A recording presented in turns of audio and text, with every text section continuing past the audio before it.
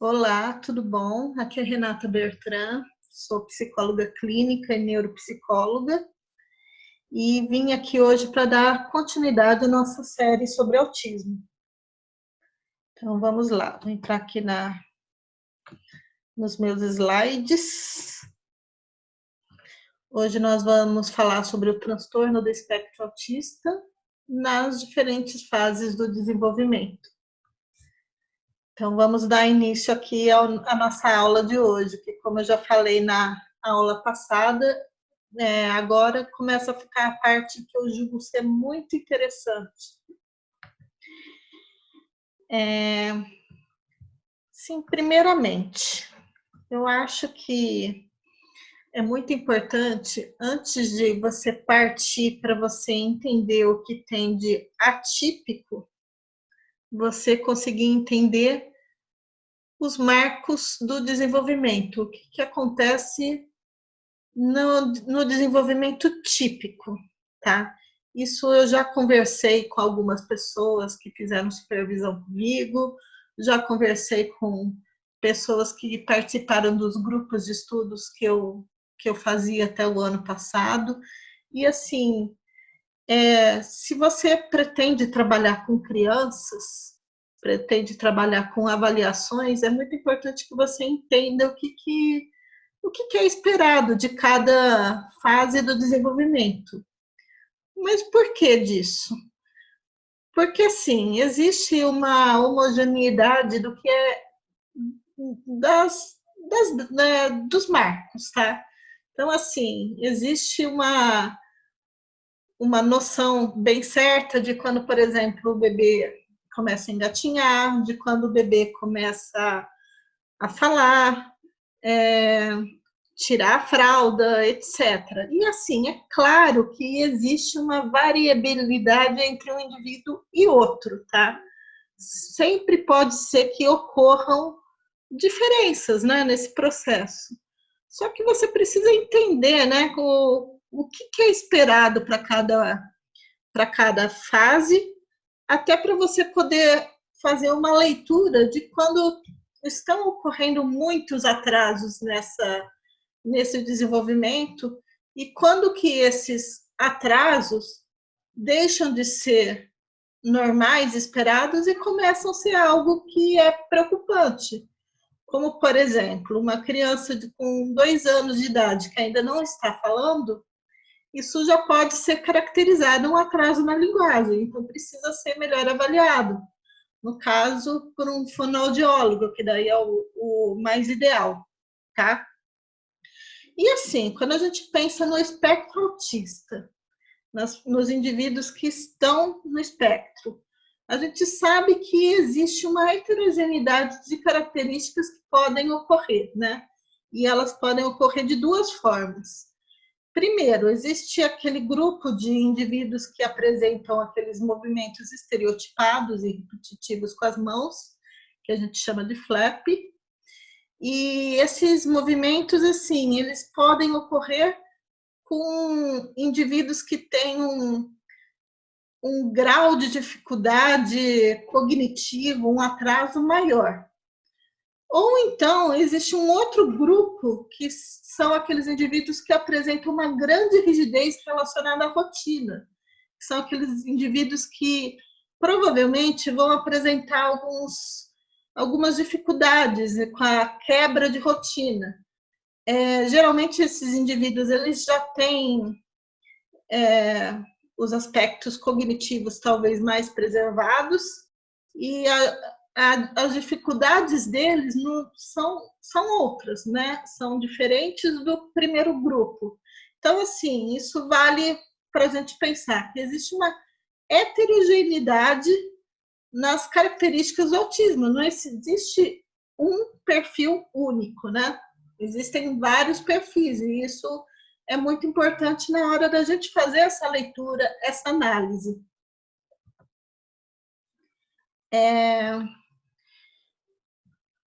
Quando a gente pensa no grau de severidade que pode ocorrer no quadro do transtorno do espectro autista, isso pode ocorrer por diversos fatores, tá? E isso pode estar associado a várias características que podem influenciar né, nessas características, nesses quadros, né? Então, assim, a gente já sabe que o nível intelectual é uma coisa que interfere, tá? Então, assim, um indivíduo que tem um nível intelectual mais preservado, que tem, por exemplo, às vezes altas habilidades, ele vai ter um quadro de dificuldades que vai ser diferente de um indivíduo que já não tem a inteligência preservada, tá? Então, são fatores que vão fazer diferença. A linguagem também é outro fator que pode fazer diferença na hora de você fechar um quadro de diagnóstico, tá? Por quê? Porque boas habilidades de linguagem facilitam para o indivíduo no manejo das dificuldades. Então, provavelmente, ele vai ter dificuldades diferentes de uma pessoa que tem um grau de dificuldade maior na linguagem, tá? Mas, assim, vale a pena lembrar que a linguagem não é um critério diagnóstico, existem outras coisas que são critérios diagnósticos. O sexo também é outra coisa que interfere, tá? O sexo masculino ou feminino, ele impacta de diferentes maneiras pro quadro do autismo, tá? Existe até algumas pesquisas que mostram que a formação intrauterina é diferente para meninos e para meninas. Então, por conta disso, o quadro do autismo ele vai ser influenciado pelo sexo também, tá? Isso vai ser aprofundado depois em outras aulas mais para frente. E também, assim, a presença ou não de comorbidades, né? Comorbidades são transtornos que podem vir juntos do diagnóstico principal. Então, assim, por exemplo, você pode ter um quadro de autismo, mas junto a ele você pode ter um indivíduo que tenha um quadro de epilepsia. Então, provavelmente, esse indivíduo que tem o autismo e a epilepsia, ele vai ter dificuldades maiores, né? Talvez até uma deficiência intelectual mais grave, ou então, assim, um indivíduo que tenha altas habilidades e o autismo, ele também vai lidar de maneira diferente com as dificuldades dele, né? Provavelmente ele vai ter um quadro de rigidez, ele vai ter algumas características que vão ser muito próprias desse tipo de diagnóstico, mas assim, que vai trazer um diferencial, né? Não vai ser o grau de severidade não vai ser tão forte quanto uma pessoa que tem uma deficiência intelectual junto. E o perfil familiar também fazendo um diferencial aí nos quadros, nos diagnósticos, né? Porque uma família que às vezes é mais engajada, uma família que tem uma característica de aceitar melhor o diagnóstico do filho, buscar logo cedo os atendimentos, estimulação, seguir todas as orientações em casa, vai ser diferente daquela família que, por algum motivo, demora mais a aceitar o quadro, ou então que nunca leva o filho para um processo de terapia, ou que acha que aquilo ali não é um problema sério. Então, assim, são várias características que vão fazer diferença na hora de você fechar um diagnóstico, tá? E tudo isso a gente vai estar esmiuçando mais para frente, certo? A nossa próxima aula vai ser as características da primeira infância. Vão ser trabalhadas o que esperar como normal nessa fase e o que o profissional deve observar no momento da avaliação, tá? Então, assim, hoje em dia a gente já sabe que é possível de diagnosticar crianças muito pequenas, tá? Eu digo, vou melhorar essa minha fala, não diagnosticar, mas já notar alguns sinais de que a criança tem uma predisposição para desenvolver um quadro de autismo, tá? Então, assim, desde da primeira fase, de a criança bebê até os 2 anos de idade, já é possível observar algumas características que são, são sinais de que a criança pode vir a desenvolver um transtorno do espectro autista, tá? Então, assim, a data de lançamento dessa nossa próxima aula vai ser 13/5, ou seja, na próxima quarta-feira da semana que vem. O valor da aula vai ser R$ 24,99. E maiores informações vocês podem falar diretamente comigo no e-mail rebertran@hotmail.com, rebertran@hotmail.com. O porquê de serem vendidas essas aulas. Eu venho trazendo aqui semanalmente conteúdo até o momento gratuito, que são de interesses gerais, né? Mas a partir de agora vai entrar numa parte muito técnica, de interesse, na maior parte das vezes, para profissionais. E o porquê vender por aula e não vender um curso inteiro?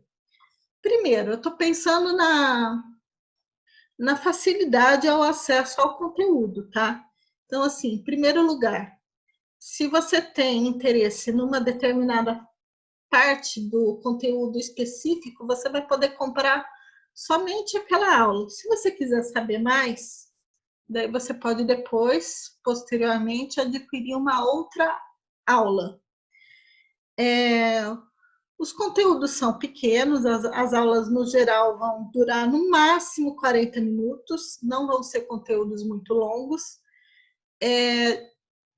vão ser trazidos de uma maneira bem didática e de fácil entendimento, e você vai assim, poder ter acesso a esse conteúdo quantas vezes você quiser, não vai ter um tempo limitado, ele vai ficar disponível para você, tá? Mas e aí? Você vai parar de oferecer os conteúdos gratuitos no seu canal do YouTube, no IGTV? Não, não vou parar, tá? Eu vou continuar disponibilizando material gratuito, mas a partir da semana que vem, eu vou estar ampliando os temas, não vai ser mais somente sobre autismo. As aulas sobre autismo vão continuar, vocês vão ficar sabendo sempre que sair um tema novo, mas assim, as aulas gratuitas vão ser outros temas. Eu ainda não escolhi o tema para a semana que vem, e quem quiser sugerir temas, pode me escrever, tá? Pode ou escrever nos comentários, ou vocês podem me mandar e-mail, de novo, para o rebertran@hotmail.com. E essas aulas vão estar disponíveis, tá? Todas as aulas gratuitas, elas vão continuar no meu canal do YouTube, vão continuar no IGTV, e somente o que vai ser vendido daqui para frente serão conteúdos mais técnicos, que vão ser de interesse para profissionais, para pessoas que trabalham diretamente com isso e que queiram entender melhor algumas coisas, tá bom? Então, agora, boa noite, e até a próxima aula.